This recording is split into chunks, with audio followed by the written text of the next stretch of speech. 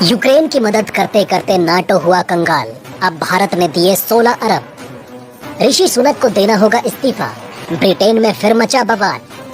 लंबी खामोशी के बाद पीओके पर आखिर क्या बोला पाकिस्तान। दोस्तों, पीओके पर भारत की दहाड़ के बाद अब पाकिस्तान ने भी मरी हुई आवाज में नाराजगी जताई है। पाकिस्तान को नया आर्मी चीफ मिला तो उसने सोचा कि कम से कम ट्विटर पर ही भारत को जवाब देना चाहिए। पाकिस्तान ने भारत को डराने के लिए एक के बाद एक ट्वीट किए। आपको याद होगा कि हाल ही में भारतीय सेना ने पीओके पर दिए गए बयान से पाकिस्तान में खलबली मचा दी।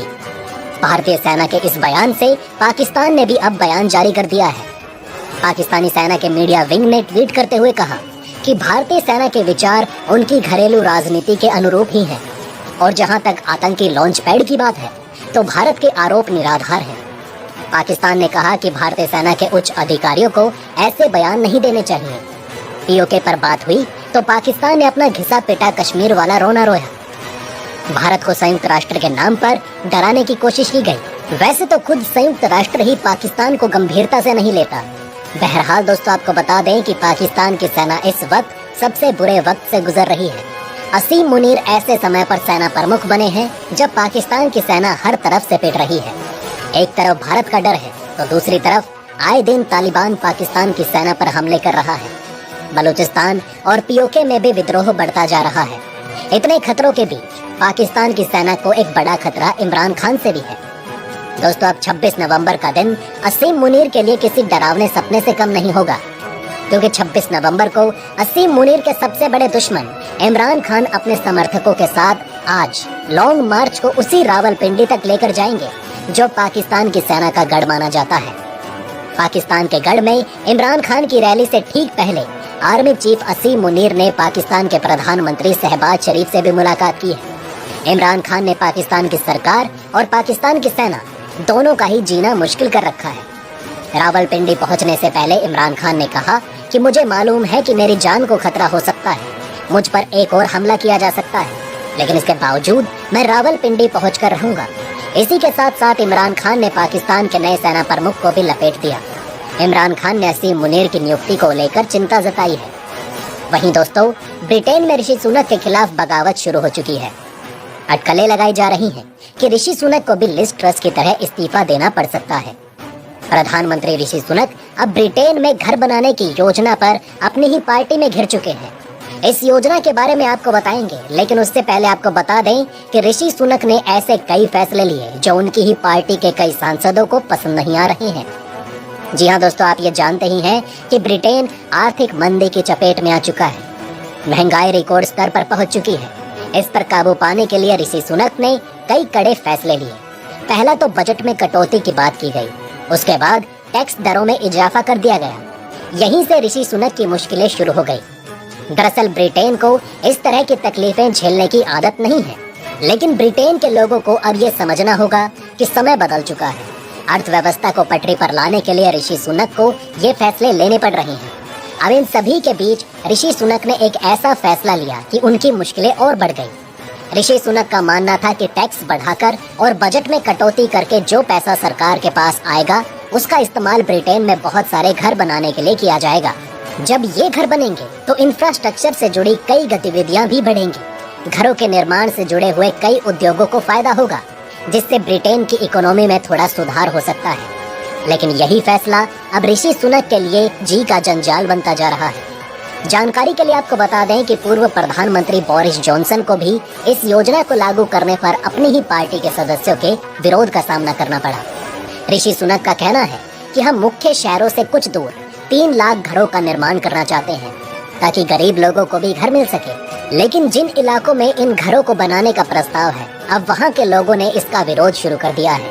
उन लोगों को ये प्रस्ताव बिल्कुल पसंद नहीं आ रहा। विरोध कर रहे कई लोगों का कहना है कि उनके शहर का व्यू खराब हो जाएगा, उनके शहर में भीड़ बढ़ जाएगी। अब इन्हीं लोगों ने अपने इलाकों के सांसदों पर दबाव बनाना शुरू कर दिया कि वो ऋषि सुनक के इस प्रस्ताव को पास न होने दें। इन सांसदों के पास अभी कोई चारा नहीं, क्योंकि उन्हें भी जीत के लिए इन्हीं लोगों के वोट चाहिए। इसलिए ऋषि सुनक की पार्टी के सांसदों ने अब ये कहना शुरू कर दिया कि इस योजना की वजह से ग्रामीण समुदाय पर भारी असर पड़ेगा और इनके हित प्रभावित होंगे। वैसे तो इस प्रस्ताव को पास करवाने के लिए ऋषि सुनक के पास 59 सदस्यों का बहुमत है, लेकिन उनके ही कई सदस्यों ने बगावत भी कर दी। अगर विपक्षी पार्टी को बगावत कर रहे इन सांसदों का साथ मिल जाता है तो ऋषि सुनक को हार का सामना करना पड़ सकता है। अगर ऋषि सुनक अपनी ही पार्टी के सांसदों की बगावत की वजह से इस प्रस्ताव को पास नहीं करवा पाते तो विपक्षी दल इसे उनकी हार की तरह पेश करेंगे। ये भी हो सकता है कि विपक्षी दल बगावती सांसदों के साथ मिलकर ऋषि सुनक पर इस्तीफे का दबाव भी बढ़ा दे।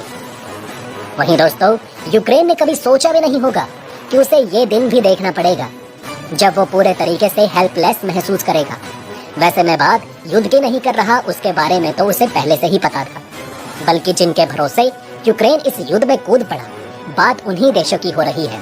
वैसे दोस्तों, आपको भी ये बात पता है कि यूक्रेन युद्ध शुरू होने से पहले रूसी राष्ट्रपति व्लादिमीर पुतिन ने कई दफा यूक्रेन को वार्न किया था कि वो रूस के साथ युद्ध का विचार छोड़ दे और अपने नाटो वाली जिद को भी।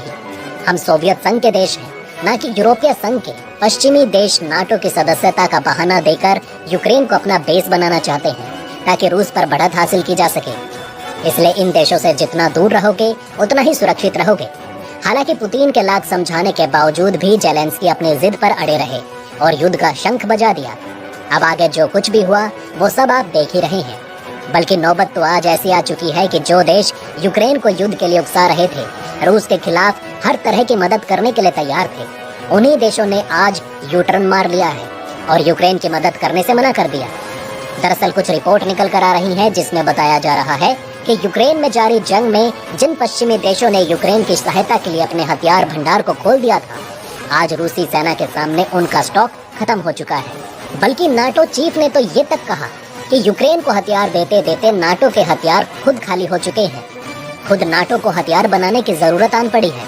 नाटो चीफ के मुताबिक यूक्रेन की मदद करते करते नाटो ने अपने हथियार और गोला बारूद का सबसे बड़ा हिस्सा समाप्त कर दिया। यूक्रेन की बजाय अब हमें वेपन की ज्यादा जरूरत है।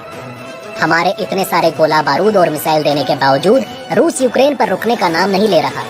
अब आगे क्या करें, हमें सूझ नहीं रहा। इस बात पर बाइडेन ने भी अपनी भड़ास निकालते हुए कहा कि हमने अब तक $13 बिलियन के हथियार यूक्रेन में सप्लाई किए। ब्रिटेन ने अपनी अमराम मिसाइल यूक्रेन को दी। दूसरे नाटो सदस्य देश भी अपने दोनों हाथों से यूक्रेन की सहायता कर रहे हैं। इन सब के बावजूद यूक्रेन सिर्फ मार खा रहा है और रूस हमारा मजाक बना रहा है। कुछ रिपोर्ट के मुताबिक यूक्रेन की नाकामी देख अब यूरोप के बाल्टिक देशों में सबसे बड़ा देश यानी लुथानिया ने भी यूक्रेन को हथियार देने से यू टर्न मार लिया। नाटो के इस सहयोगी देश ने यूक्रेन को अपने एयर डिफेंस सिस्टम देने से मना कर दिया। देखा जाए तो रूसी हमलों को देख यूक्रेन से पहले नाटो का भी जोश ठंडा पड़ गया और वो अब यूक्रेन की मदद करने से हिचकिचा रहे हैं। जबकि वही भारत की बात करें, जो शुरुआत से लेकर अभी तक रूस के साथ है, उसी तरीके से खड़ा है जैसे मानो कुछ हुआ ही नहीं, बल्कि रूस के साथ अपने व्यापारिक संबंध और बेहतर बनाने में लगा है। भारत जनवरी महीने से रूस के साथ फर्टिलाइजर को लेकर करीब 1600 करोड़ की डील करने जा रहा है ताकि रूसी तकनीक वाली खाद भारत में बनाई जाए। इसे ही कहते हैं संकट के समय भी अपने दोस्त का उसी तरीके से साथ देना, जैसे मानो वो संकट में है ही नहीं।